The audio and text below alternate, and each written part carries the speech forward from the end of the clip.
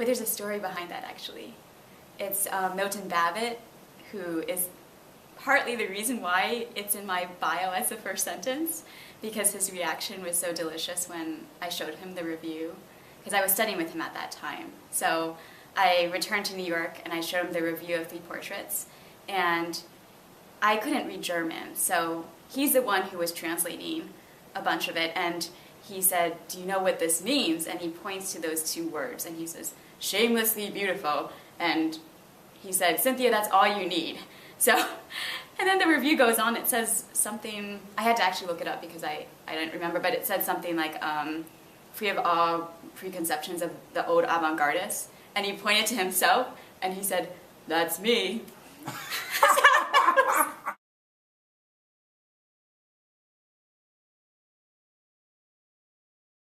In terms of specifically Babbitt and Dautredige, well, Babbitt was wonderful because he has no judgments about your music, so you can compose in any style that you want, and also he's not going to tell you that something is impossible.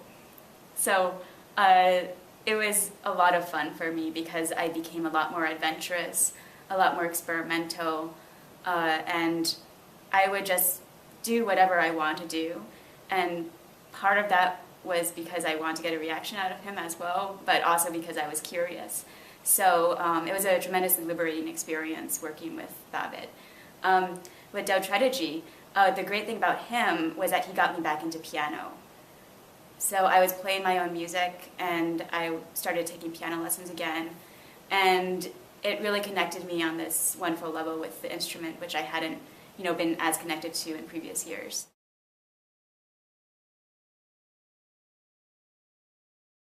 Well, the thing is that with composing, it takes a long time to develop your voice.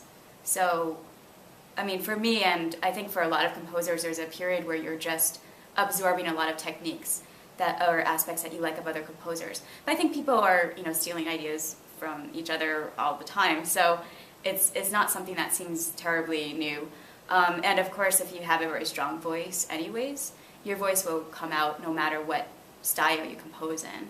And I think that's particularly the case for Stravinsky because he has so many different, he had 3 different style periods, and then it still sounds like Stravinsky no matter which, whether it's neoclassical or Russian, early Russian or 12-tone music. And so I think that's just kind of how the process works a lot of the time. I think because I like to layer, I like divisi strings, I like the individuality of each instrument, and I like to sort of tailor it to those instruments and have a lot of different patterns going on at the same time, a lot of colors.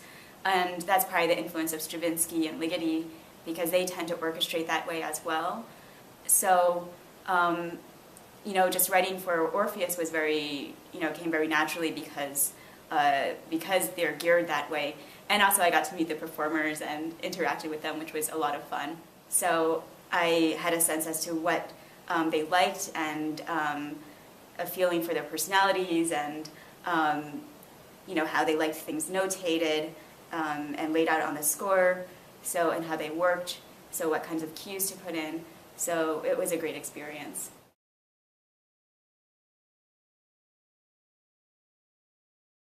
In terms of the piano, that did have a lot of influence, coming from a performance background, and since actually I started composing when I was 8 and piano when I was 6, so they actually complemented each other from a fairly young age, and I would improvise all the time. So beginning composition lessons were actually more like improvisation sessions and playtime.